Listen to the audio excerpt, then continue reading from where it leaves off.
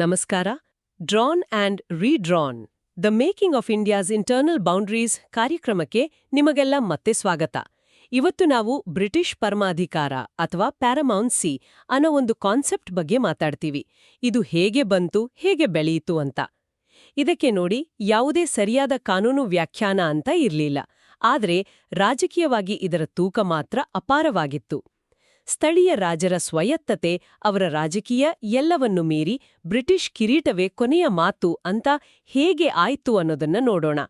ನಮ್ಮ ಈ ಚರ್ಚೆ integration of India series 1 article 2 ಲೇಖನದ ಕೆಲವು ಭಾಗಗಳನ್ನ ಆಧರಿಸಿದೆ. ಹೌದು, ಇದು ಮೊಘಲರು ಮತ್ತು ಮರಾಠರ ಶಕ್ತಿ ಕಡಿಮೆ ಆದ್ಮೇಲೆ ಬ್ರಿಟಿಷರು ತಮ್ಮ ಹಿಡಿತವನ್ನ ಜಾಸ್ತಿ ಮಾಡ್ಕೊಂಡಾಗ ಆಕ್ಚುಲಿ ಈ ಪರಮಾಧಿಕಾರ ಅನ್ನೋ ಕಲ್ಪನೆ ನಿಧಾನವಾಗಿ ರೂಪುಗೊಂಡಿತು. ಗವರ್ನರ್ ಜನರಲ್ ವೆಲ್ಲೆಸ್ಲಿ ಇದರಲ್ಲಿ ಮುಖ್ಯ ಪಾತ್ರ ವಹಿಸಿದ್ರು. ಮೊದಲು ರಾಜ್ಯಗಳನ್ನ ನೇರವಾಗಿ ವಶಪಡಿಸ್ಕೊಳ್ಳೋ ಪಾಲಿಸಿ ಇತ್ತು. ಆದರೆ 1857ರ ದಂಗೆ ಆದ್ಮೇಲೆ ಆ ಸ್ಟ್ರಾಟಜಿ ಸ್ವಲ್ಪ ಬದಲಾಯಿತು. ರಾಜ್ಯಗಳನ್ನ ಹಾಗೆ ಉಳಿಸ್ಕೊಂಡು ಬೇರೆ ರೀತಿಯಲ್ಲಿ ಕಂಟ್ರೋಲ್ ಮಾಡೋಕೆ ಶುರು ಮಾಡಿದ್ರು. ಹಾಗಾದ್ರೆ ಇಷ್ಟು ಪ್ರಭಾವ ಇದ್ದ ಈ ಪರಮಾಧಿಕಾರಕ್ಕೆ ಯಾವತ್ತೂ ಒಂದು ಸ್ಪಷ್ಟವಾದ ಡೆಫಿನೇಷನ್ ಕೊಡ್ಲೇ ಇಲ್ಲ ಅನ್ನೋದು ಸ್ವಲ್ಪ ಆಶ್ಚರ್ಯನೇ ಅಲ್ವಾ? ಇದರ ಅಸ್ಪಷ್ಟತೆಯೇ ಅದರ ಶಕ್ತಿನಾ? ಖಂಡಿತವಾಗಿಯೂ ಅದರ ಅಸ್ಪಷ್ಟತೆಯಲ್ಲೇ ಅದರ ದೊಡ್ಡ ಶಕ್ತಿ ಇದ್ದಿದ್ದು. ಇದು ಬರೀ ಒಪ್ಪಂದಗಳ ಮೇಲೆ ನಿಂತಿರ್ಲಿಲ್ಲ. ಬದಲಾಗಿ ಅದು ಹೇಗೆ ಬಳಕೆಯಲ್ಲಿತ್ತು, ಹೇಗೆ ಸಹಿಸ್ಕೊಂಡು ಬಂದ್ರು, ಮತ್ತೆ ಸಂದರ್ಭಕ್ಕೆ ತಕ್ಕ ಹಾಗೆ ತೆಗೆದುಕೊಂಡ ರಾಜಕೀಯ ನಿರ್ಧಾರಗಳು, ಇವೆಲ್ಲದರ ಮೇಲೆ ನಿಂತಿತ್ತು. ಅದಕ್ಕೆ ಇರಬೇಕು, ಬಟ್ಲರ್ ಸಮಿತಿ ಕೂಡ ಇದನ್ನ ಡಿಫೈನ್ ಮಾಡೋಕೆ ಹೋಗ್ಲಿಲ್ಲ. ಅವರು ಹೇಳಿದ್ದು ಪರಮಾಧಿಕಾರವಾಗೇ ಇರಬೇಕು, ಕಾಲಕ್ಕೆ ತಕ್ಕ ಹಾಗೆ ಅದು ಬದಲಾಗಬೇಕು ಅಂತ. ಈ ಅಸ್ಪಷ್ಟತೆ ಬ್ರಿಟಿಷರಿಗೆ ತುಂಬಾ ಅನುಕೂಲಕರವಾಗಿತ್ತು. ಅಂದ್ರೆ ಯಾವುದೇ ಲಿಮಿಟ್ಸ್ ಇರಲಿಲ್ಲ, ಹೇಗೆ ಬೇಕೋ ಹಾಗೆ ತಮ್ಮ ಅಧಿಕಾರ ಬಳಸಬಹುದಿತ್ತು. ಚಾರ್ಲ್ಸ್ ಮೆಟ್ಕಾಫ್ 1825ರಲ್ಲೇ ಹೇಳಿದ್ರು, ಬ್ರಿಟಿಷರು ಭಾರತದ ಪರಮಾಧಿಕಾರದ ರಾಜ್ಯ ಅಂತ. ಆದರೂ ಹಸ್ತಕ್ಷೇಪ ನಡೀತಾನೇ ಇತ್ತು. ಈ ತರಹದ ಅಸ್ಪಷ್ಟ ಅಧಿಕಾರದಿಂದ ರಾಜ್ಯಗಳ ಆಡಳಿತದ ಮೇಲೆ ಏನು ಪರಿಣಾಮ ಆಯ್ತು? ನೀವು ಹೇಳ್ದಾಗೆ ವೆಲ್ಲೆಸ್ಲಿಯ ಸಹಾಯಕ ಸೈನ್ಯ ಪದ್ಧತಿ ಬಗ್ಗೆ ಸ್ವಲ್ಪ ಹೇಳಿ. ಸಹಾಯಕ ಸೈನ್ಯ ಪದ್ಧತಿ ಅದು ಒಂದು ಕ್ಲಾಸಿಕ್ ಉದಾಹರಣೆ. ಥಿಯರಿಯಲ್ಲಿ ಅದು ರಾಜರನ್ನ ಹೊರಗಿನ ಮತ್ತು ಒಳಗಿನ ಶತ್ರುಗಳಿಂದ ರಕ್ಷಣೆ ಮಾಡ್ತಿತ್ತು. ಆದರೆ ಪ್ರಾಕ್ಟಿಕಲಿ ಇದು ಎಷ್ಟೋ ರಾಜರನ್ನ ಬ್ರಿಟಿಷರ ಮೇಲೆ ಪೂರ್ತಿ ಅವಲಂಬಿತರನ್ನಾಗಿ ಮಾಡ್ತು. ಅವರನ್ನ ಒಂದು ರೀತಿ ಬೇಜವಾಬ್ದಾರಿ, ನಿಷ್ಕ್ರಿಯನನ್ನಾಗಿ ಮಾಡ್ತು. ಅಂದ್ರೆ ತಮ್ಮ ರಾಜ್ಯದ ಆಡಳಿತದ ಕಡೆ ಗಮನ ಕಡಿಮೆ ಆಯಿತು. ಹೌದು, ಆಡಳಿತದಲ್ಲಿ ದಕ್ಷತೆ ಹೋಯಿತು. ಆರ್ಥಿಕವಾಗಿ ರಾಜ್ಯಗಳು ಕುಸಿದ್ವು. ಸರ್ಕಾರ ಜನರಿಗಾಗಲ್ಲ, ರಾಜನಿಗಾಗಿ ಅನ್ನೋ ತರಹದ ಮನಸ್ಥಿತಿ ಬೆಳೀತು. ಅಷ್ಟೇ ಅಲ್ಲ, ಸಬ್ಸಿಡಿ, ಕಪ್ಪ ಕಾಣಿಕೆ ಅಂತ ಸಂಪನ್ಮೂಲಗಳನ್ನು ತಗೊಂಡ್ರು. ಉಪ್ಪು, ಅಫೀಮ್ ವ್ಯಾಪಾರದ ಮೇಲೆ ಕಂಟ್ರೋಲ್ ಇಟ್ಕೊಂಡ್ರು. ರೈಲ್ವೆ, ಟೆಲಿಗ್ರಾಫ್ ಎಲ್ಲ ಬ್ರಿಟಿಷ್ ಹಿಡಿತದಲ್ಲಿತ್ತು. ಮತ್ತೆ ರಾಜರಿಗೆ ಸೆಲ್ಯೂಟ್ ಟೇಬಲ್ ಅಂತ ಮಾಡಿ ರ್ಯಾಂಕಿಂಗ್ ಕೊಟ್ಟಿದ್ದು, ಇದೆಲ್ಲ ಪರಮಾಧಿಕಾರದ ಭಾಗವೇ ಆಗಿತ್ತು.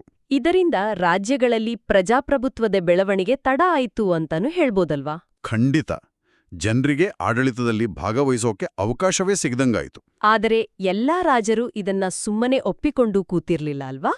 ಇದಕ್ಕೆ ವಿರೋಧ ಇರ್ಲೇಬೇಕಲ್ವಾ? ಇಲ್ಲ, ಖಂಡಿತವಾಗಿರ್ಲಿಲ್ಲ. ನೀವು ಹೇಳದು ಸರಿ. ಪಟಿಯಾಳದ ಮಹಾರಾಜರು ಹೇಳಿದಾಗೆ ಎಷ್ಟೋ ರಾಜ್ಯಗಳು ಬ್ರಿಟಿಷರು ಬರೋಕು ಮೊದಲೇ ಇದ್ದವು. ಅವರು ಮರಾಠರ ಹಾವಳಿಯಿಂದ ಪಾರಾಗೋಕೆ ಬ್ರಿಟಿಷ್ ರಕ್ಷಣೆ ಕೇಳಿದ್ರು ಅಷ್ಟೇ. ತುಂಬ ರಾಜರು ಈ ಪರಮಾಧಿಕಾರಕ್ಕೆ ಒಂದು ಸ್ಪಷ್ಟ ವ್ಯಾಖ್ಯಾನ ಬೇಕು, ಬ್ರಿಟಿಷರ ಹಸ್ತಕ್ಷೇಪಕ್ಕೆ ಒಂದು ಮಿತಿ ಇರಬೇಕು ಅಂತ ಬಯಸಿದ್ರು. ಆದರೆ ಬ್ರಿಟಿಷರು ಅದಕ್ಕೆ ಯಾವತ್ತೂ ಒಪ್ಪಲಿಲ್ಲ. ಇದು ತುಂಬಾ ಇಂಟ್ರೆಸ್ಟಿಂಗ್ ಆಗಿದೆ. ಹಾಗಾದ್ರೆ 1947ರಲ್ಲಿ ಭಾರತಕ್ಕೆ ಸ್ವಾತಂತ್ರ್ಯ ಬಂದಾಗ ಏನಾಯ್ತು ಈ ಅಸ್ಪಷ್ಟ ಅಧಿಕಾರಕ್ಕೆ? ಬ್ರಿಟಿಷ್ ಸರ್ಕಾರ ಹೇಳಿದ್ದು, ನಾವು ಅಧಿಕಾರ ಬಿಟ್ಕೊಟ್ಟ ತಕ್ಷಣ ಈ ಪರಮಾಧಿಕಾರ ತಾನಾಗಿಯೇ ರದ್ದಾಗುತ್ತೆ ಅಂತ. ಇದು ಇಂಡಿಯನ್ ಇಂಡಿಪೆಂಡೆನ್ಸ್ ಆಕ್ಟ್ 1947ನಲ್ಲಿ ಇತ್ತು. ವಿ.ಪಿ. ಮೆನನ್ ಇದನ್ನ ವೇಷ ಬದಲಿಸಿದ ವರ, ಬ್ಲೆಸ್ಸಿಂಗ್ ಇನ್ ಡಿಸ್ಗೈಸ್ ಅಂತ. ಯಾಕಂದ್ರೆ ಹಳೆ ಒಪ್ಪಂದಗಳ ಭಾರ ಇಲ್ಲದೆ ಹೊಸ ಭಾರತ ಸರ್ಕಾರಕ್ಕೆ ರಾಜ್ಯಗಳ ಜೊತೆ ಡೀಲ್ ಮಾಡೋಕೆ ಫ್ರೀಡಮ್ ಸಿಕ್ತು ಅನ್ನೋದು ಅವರ ಪಾಯಿಂಟ್ ಆಗಿತ್ತು. ಆದ್ರೆ ಈ ರದ್ದತಿಯ ಬಗ್ಗೆ ಎಲ್ಲರದೂ ಒಂದೇ ಅಭಿಪ್ರಾಯ ಇರ್ಲಿಲ್ಲ ಅಂತ ಕಾಣುತ್ತೆ. ಕೆಲವರಿದನ್ನ ಒಪ್ಲಿಲ್ಲ ಅಲ್ವೋ? ಹೌದು, ದೊಡ್ಡ ಭಿನ್ನಾಭಿಪ್ರಾಯಗಳೇ ಇದ್ದವು. ಮುಖ್ಯವಾಗಿ ಡಾಕ್ಟರ್ ಬಿ.ಆರ್. ಅಂಬೇಡ್ಕರ್ ಮತ್ತು ಜವಾಹರ್ಲಾಲ್ ನೆಹರು ಇದನ್ನ ಕಟುವಾಗಿ ಟೀಕಿಸಿದ್ರು. ಅಂಬೇಡ್ಕರ್ ಅವರ ವಾದ, ಇಂಟರ್ನ್ಯಾಷನಲ್ ಲಾ ಪ್ರಕಾರ ಬ್ರಿಟಿಷ್ ಕಿರೀಟ ಹಾಗೆ ಸುಮ್ಮನೆ ಪರಮಾಧಿಕಾರವನ್ನ ಕೈ ಬಿಡೋಕ್ಕಾಗಲ್ಲ, ಅದನ್ನ ಉತ್ತರಾಧಿಕಾರಿ ಸರ್ಕಾರಕ್ಕೆ ಕೊಡಬೇಕು ಅಂತ. ಯಾಕಂದ್ರೆ ಬ್ರಿಟಿಷ್ ಇಂಡಿಯಾದ ದುಡ್ಡಿಂದಲೇ ಇದನ್ನೆಲ್ಲ ನಿರ್ವಹಿಸಿದ್ದು, ಹಾಗಾಗಿ ಸ್ವತಂತ್ರ ಭಾರತಕ್ಕೆ ಆ ಹಕ್ಕಿದೆ ಅಂತ ಅವರು ವಾದಿಸಿದ್ರು. ನೆಹರು ಅವರದು ಸ್ವಲ್ಪ ಬೇರೆ ಆಂಗಲ್. ಭೌಗೋಳಿಕವಾಗಿ, ಐತಿಹಾಸಿಕವಾಗಿ, ರಕ್ಷಣೆಯ ದೃಷ್ಟಿಯಿಂದ ರಾಜ್ಯಗಳು ಪ್ರತ್ಯೇಕವಾಗಿ ಇರೋಕ್ ಸಾಧ್ಯನೇ ಇಲ್ಲ. ಅವು ಭಾರತದ ಜೊತೆ ಸೇರ್ಲೇಬೇಕು. ಹಾಗಾಗಿ ಪರಮಾಧಿಕಾರ ರದ್ದಾಗಲ್ಲ ಅಂದ್ರು. ಓಕೆ. ಹಾಗಾದ್ರೆ ಈ ಭಿನ್ನಾಭಿಪ್ರಾಯಗಳ ನಡುವೆ ರಾಜ್ಯಗಳನ್ನ ಭಾರತದ ಒಕ್ಕೂಟಕ್ಕೆ ಸೇರ್ಸೋ ಪ್ರಕ್ರಿಯೆ ಹೇಗೆ ನಡೀತು? ಕೊನೆಗೇನಾಯ್ತು ಈ ಪರಮಾಧಿಕಾರದ ಕಲ್ಪನೆಗೆ? ಅದು ಸರ್ದಾರ್ ಪಟೇಲ್ ಮತ್ತು ವಿ.ಪಿ. ಮೆನನ್ ಅವರ ನಾಯಕತ್ವದಲ್ಲಿ ನಡೆತು. ಮಾತುಕತೆ, ಮನವೊಲಿಕೆ, ಕೆಲವು ಕಡೆ ಒತ್ತಡ, ಹೀಗೆ ಬೇರೆ ಬೇರೆ ವಿಧಾನಗಳನ್ನ ಬಳಸಿದ್ರು. ಮೊದಲು ಸೇರ್ಪಡೆ ಪತ್ರ ಅಥವಾ ಇನ್ಸ್ಟ್ರೂಮೆಂಟ್ ಆಫ್ ಆಕ್ಸೆಷನ್ ಸೈನ್ ಮಾಡಿಸ್ಕೊಂಡ್ರು. ಇದರಲ್ಲಿ ರಕ್ಷಣೆ, ವಿದೇಶಾಂಗ ವ್ಯವಹಾರ, ಸಂಪರ್ಕ ಈ 3 ಮುಖ್ಯ ವಿಷಯಗಳನ್ನ ಕೇಂದ್ರಕ್ಕೆ ಬಿಟ್ಕೊಡ್ಲಾಯಿತು. ಆಮೇಲೆ ವಿಲೀನ ಒಪ್ಪಂದ ಅಥವಾ ಮರ್ಜರ್ ಅಗ್ರಿಮೆಂಟ್ಸ್ ಮೂಲಕ ಪೂರ್ತಿ ಆಡಳಿತವನ್ನೇ ಭಾರತ ಸರ್ಕಾರಕ್ಕೆ ಕೊಟ್ರು. ಸೊ ಲೀಗಲಿ ಅಂದ್ರೆ ಡಿ ಜ್ಯೂರೆ ಆಗಿ ಭಾರತ ಸರ್ಕಾರಕ್ಕೆ ಪರಮಾಧಿಕಾರ ಸಿಗ್ಲಿಲ್ಲ. ಆದರೆ ಡಿಫ್ಯಾಕ್ಟೋ ಆಗಿ ವಾಸ್ತವದಲ್ಲಿ ಪ್ರಜಾಸತ್ತಾತ್ಮಕ ಅಧಿಕಾರದ ಮೂಲಕ ಅದೇ ಪಾತ್ರವನ್ನ ವಹಿಸ್ಕೊಳ್ತು. ಸಂವಿಧಾನದ ಆರ್ಟಿಕಲ್ 371 ಕೂಡ ಮಾಜಿ ರಾಜ ಸಂಸ್ಥಾನಗಳ ಆಡಳಿತದ ಮೇಲೆ ರಾಷ್ಟ್ರಪತಿಗಳಿಗೆ ಕೆಲವು ಕಂಟ್ರೋಲ್ ಕೊಡುತ್ತೆ.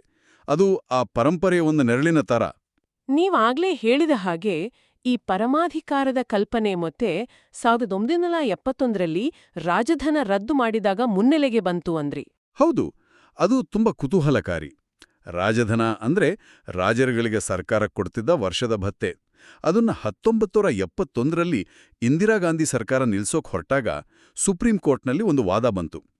ಆಗ ಸರ್ಕಾರ ವಾದಿಸಿದ್ದು, ಈ ಆಡಳಿತಗಾರಿಕೆ ಅನ್ನೋದೇ ಒಂದು ಹಕ್ಕಲ್ಲ, ಅದು ರಾಷ್ಟ್ರಪತಿಗಳ ಕೃಪೆಯಿಂದ ಕೊಟ್ಟಿದ್ದು, ಪರಮಾಧಿಕಾರದ ತರಹ ಅಂತ. ಅಂದ್ರೆ ವಸಾಹತುಶಾಹಿ ಕಾಲದ ಒಂದು ಅಸ್ಪಷ್ಟ ಕಲ್ಪನೆಯನ್ನ ಸ್ವತಂತ್ರ ಭಾರತ ತನ್ನ ರಾಜಕೀಯ ಅನುಕೂಲಕ್ಕೆ ತಕ್ಕ ಹಾಗೆ ಮತ್ತೆ ಬಳಸ್ಕೊಂಡಿತು. ಹಾಗಾದ್ರೆ ಒಟ್ಟಿನಲ್ಲಿ ಹೇಳೋದಾದ್ರೆ ಈ ಬ್ರಿಟಿಷ್ ಪರಮಾಧಿಕಾರ ಅನ್ನೋದು ಅದಕ್ಕೆ ಸ್ಪಷ್ಟ ವ್ಯಾಖ್ಯಾನ ಇಲ್ಲದಿದ್ರೂ ಭಾರತದ ರಾಜಕೀಯ ಭೂಪಟವನ್ನ, ಆಡಳಿತವನ್ನ ರೂಪಿಸೋದ್ರಲ್ಲಿ ಒಂದು ದೊಡ್ಡ ಪಾತ್ರ ವಹಿಸಿತ್ತು. ಅದು ರದ್ದಾದ ಮೇಲೆ ಸ್ವತಂತ್ರ ಭಾರತಕ್ಕೆ ಹೊಸ ಸವಾಲುಗಳು ಬಂತು, ಅವಕಾಶಗಳು ಸಿಕ್ಕವು. ಅದರ ನೆರಳು ಮಾತ್ರ ತುಂಬಾ ಕಾಲ ಉಳಿದಿತ್ತು. ಹೌದು, ಖಂಡಿತ. ಕೇಳುಗರಿಗೆ ಒಂದು ಯೋಚನೆಗೆ ಬಿಟ್ಟು ಹೋಗೋಣ. ಈ ಪರಮಾಧಿಕಾರದಲ್ಲಿ ನಾವು ನೋಡಿದ ಹಾಗೆ ಅಧಿಕಾರದ ಸ್ವರೂಪ ತುಂಬಾ ಅಸ್ಪಷ್ಟವಾಗಿತ್ತು, ಸಂದರ್ಭಕ್ಕೆ ತಕ್ಕ ಹಾಗೆ ಬದಲಾಗುತ್ತಿತ್ತು. ಇವತ್ತಿನ ದಿನಗಳಲ್ಲಿ ಕೇಂದ್ರ ಮತ್ತು ರಾಜ್ಯಗಳ ನಡುವಿನ ಅಧಿಕಾರ ಹಂಚಿಕೆ ಇದೆಯಲ್ಲ, ಆ ಸಂಬಂಧಗಳ ಮೇಲಿನ ಚರ್ಚೆಗಳನ್ನ ಈ ಹಳೆ ಕಲ್ಪನೆ ಹೇಗೆ ಪ್ರಭಾವಿಸ್ತಿರಬಹುದು, ಇದನ್ನು ಯೋಚಿಸಬಹುದು.